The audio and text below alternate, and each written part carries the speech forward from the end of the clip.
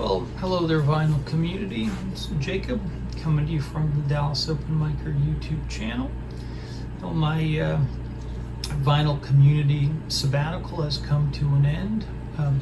I don't know if I'm recharged, rested, re-energized, revitalized, revamped, repurposed, reprocessed, or if I've developed any newfound wisdom or enlightenment that I can bring back and share with y'all. But it is time to once again put my face in front of the camera and I'll show you records.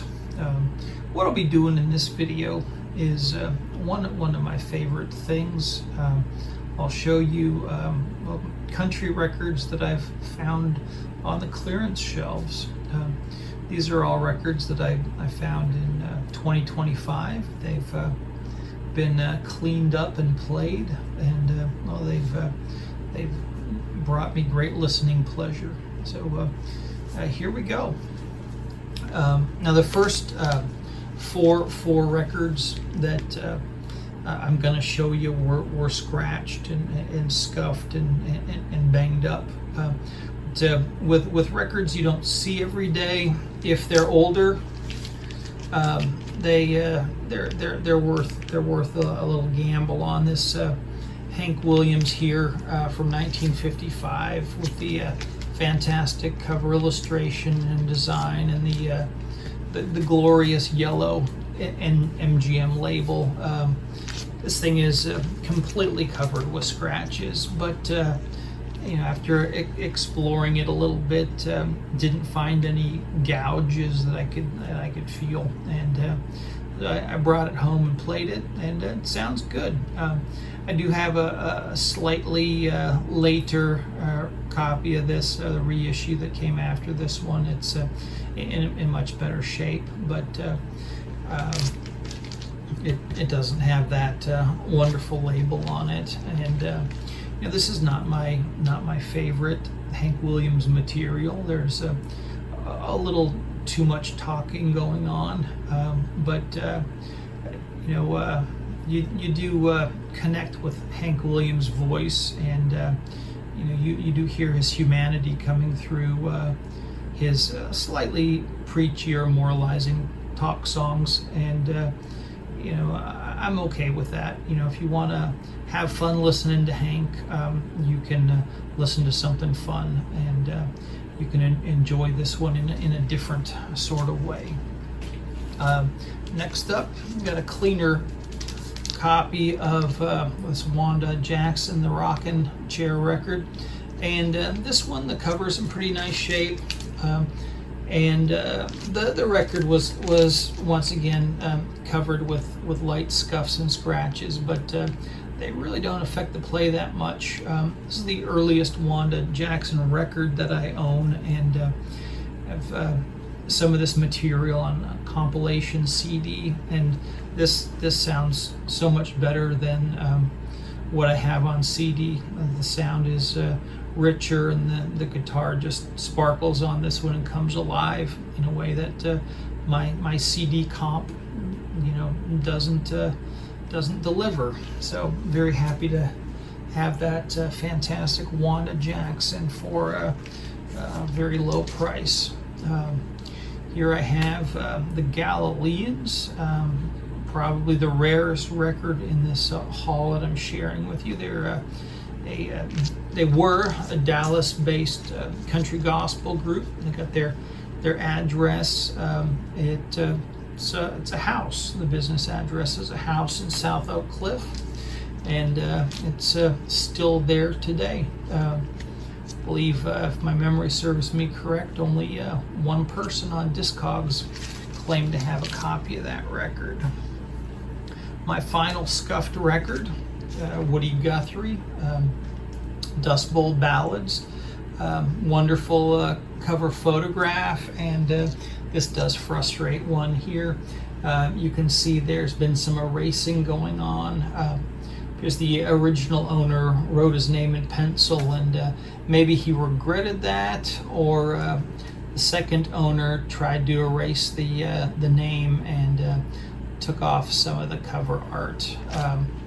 This one's in a very nice sounding record. I'd put this at a VG, but if I was a disreputable or an ignorant online seller, I could probably sell this to you as a VG plus and probably wouldn't get a complaint from you if I didn't gouge you on the price. Well, that's the end of my scuffed up records. Everything from here on out is going to be in tip-top shape, even if the covers on some of these might be rough. If I haven't mentioned it already, I'm aware that the fan is making a lot of noise from the air conditioning unit, but I'm not gonna risk turning that one off. This one it did make the hair stand on end to find this one. That's not one I've ever seen in good shape down in the wild or even in person. This is, I think, a 1961 reissue on the Rainbow label there. Now, I'm noticing a lot of reflection going on here. If things bounce around and you do catch a glimpse of my pants that are hanging up in the corner, I am wearing shorts.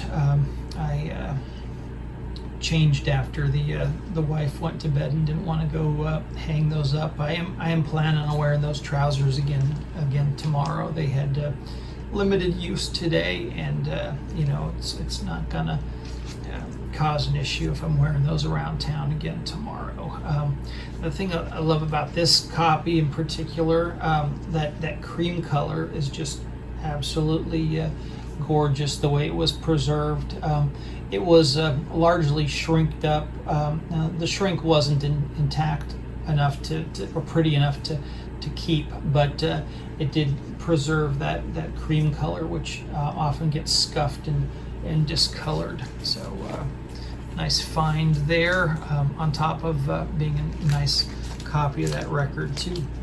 The collaboration here with Tony Booth, recording at Buck Owens Studio. A lot of Buck Owens covers on this one. Was happy to see Tony Booth for the first time at Lil Red's Longhorn Saloon in Fort Worth not that long ago, and he was fantastic. There's a nice clean copy of the record that made me a Merle Haggard fan, and this does have that song that I often have said I don't like on this channel. Okie from Muskogee does make an appearance on side 2, but it's not going to stop me from loving this album. And these 1970s Merle Haggard records do make their way into clearance fairly often, and are also still quite affordable. Nice early Jerry Reed. It's got that deeper voice on this one. The song selection, I think, is a little uneven, but still happy to find that one in good shape.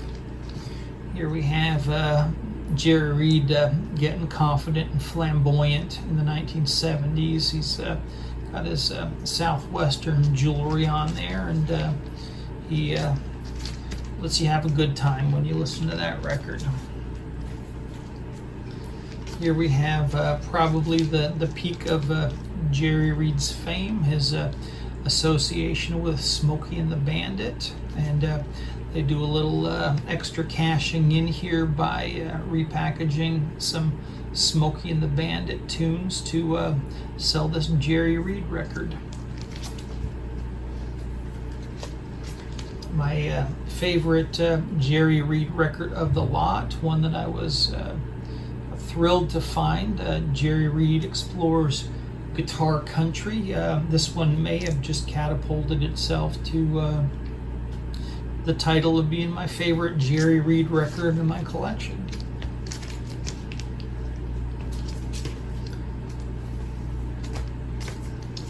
Got some steel guitar from Scotty's Steel Guitar Convention, and this one promises the music of the Hawaiian Islands, but Scotty throws in some blues and jazz as well. A nice repress of Leon Russell's debut. It's been clipped and has a little stain on the back, but for somebody that doesn't have this one, it's a nice record to pass along. You can't leave that behind. This one was a little bit of a blind buy. Not great artwork on the cover. This is the Bourbon Street Cowboy. This record was recorded in Dallas. Saw that there was a cover of Whiskey River on here, and some nice steel guitar playing on this record, so it was worth picking up. It was a fun, I'm going to use that word a lot, a fun find. This one caught me by surprise. We got Buck White with his daughters there, and I thought it was going to be another record like the White Family, but looked at the information on the back, and this was produced by Ricky Skaggs. Jerry Douglas, David Grisman, and Sam Bush are all playing on here, and this album is it's very heavy on bluegrass and on instrumentals. They also do a nice Western swing cover of San Antonio Rose. This was a record that impressed me very quickly, and I am very happy to have that in my collection. It sounds terrific. Here's a bit of an oddball. This is Gene Vincent's an attempted comeback album. And Gene Vincent on this one, he crosses over a bit into the country, kind of like what Elvis was really embracing later in his career. We get a cover of White Lightning on this, and Red Rhodes plays steel guitar. A nice album.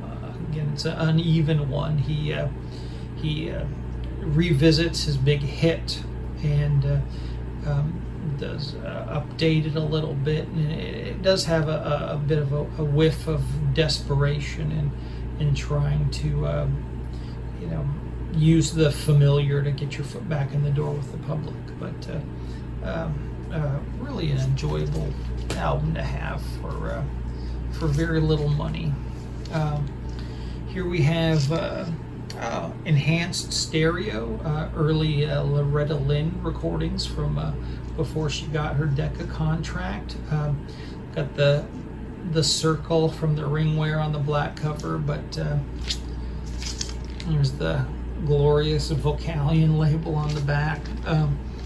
The fake stereo is not too bad on that.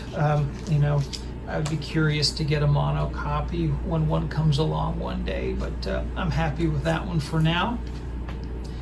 Here we have, it's Asleep at the Wheel's mid-'80s comeback album with a little bit of water damage on the cover in the corner.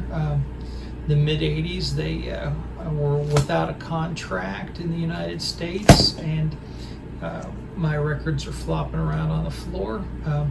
They had gotten some studio time gifted them by Willie Nelson. They put to use and cobbled together this record over a few years. We get a guest appearance from Willie Nelson and Junior Brown on here, and it's a terrific record that got the band back on track, and this was repackaged and put out in the United States on the Dot label, also in 1985, but with a much different cover. This is not a country record. This is more big guitars from Texas, but we got a couple of country characters that I recognize. We got Ray Benson from Asleep at the Wheel, and Jesse Guitar Taylor from, I saw him playing with Joe Ely. And this is kind of like a garage rock, reminds me like a 60s surf rock, or just, guys having fun with loud guitars. And I'll definitely keep my eye out for the original. I guess it was called big guitars from Texas.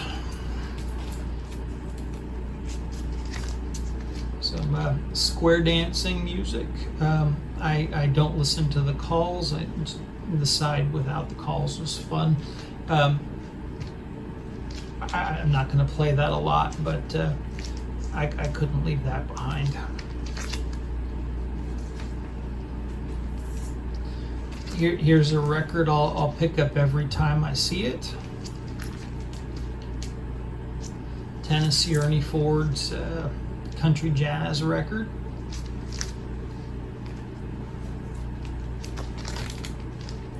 Some nice cowboy songs. I'll try to speed things up. I'm trying to build my momentum for finally tackling that 2021 country music vinyl tag. So what I'm thinking when I do my response videos for the 2021 country music vinyl tag is in my thumbnail I can have it say 2021 country music vinyl tag, and then I can cross out the 2021 and I can add the word timeless above it, and then I don't have to worry about that ship passing me by or not being able to take part in that moment. Got a nice Freddie Fender from 1980. Oh, this is the most expensive record I picked up. I paid $4 for this one. It's my first Chris Ledoux record, and it's a 1980 album with you can maybe see there's some poor registration on the print job there. It's cowboy songs with Hal Rugg playing steel guitar. 1980 Dave Dudley. This time Shelby Singleton is trying to squeeze some final drops of cash out of Dave's association with Trucker Country. We've got the promise of collectible gold on that translucent sun. There we go. And then you got the promo copy stamped over Dave Dudley's face. Here's one that I still find in the clearance from time to time. The Jerry Jeff Walker. It's on the nice blue cloud label there, the gatefold. These I usually do see for $15 to $20 in the regular shelving, but it'll make its way down to the clearance from time to time. I'll always pick it up for that price. Here's an artist that I wasn't familiar with, Clay Blaker, and the Texas Honky Tonk Band, but that just looked like such a fun band to go and see perform. And they had green snakes on the ceiling on the track listing, and that's a good one to hear. Anyone play live, even I suppose a mediocre band playing green snakes on the ceiling would be a good time. Clay Blaker has retired and moved to Panama, so he's a surfer, and I'll enjoy his green snakes on the ceiling there on record. Here we got something close to home here in Dallas. Nice copy of the Willis Alan Ramsey album. This one is a promo copy of the 1977 reissue. Record's very clean. There is a gouge on the bottom corner over here from it was on the bottom shelf, and had the vacuum cleaner brush against it and chew it up a bit. What a crying shame. Beautiful Norman Blake record on Flying Fish. Calming music there. Oh, we're getting near the end of this one. You can still find Doc and Merle Watson in the clearance. This one, the cover is a bit battered, but the record's in fantastic shape.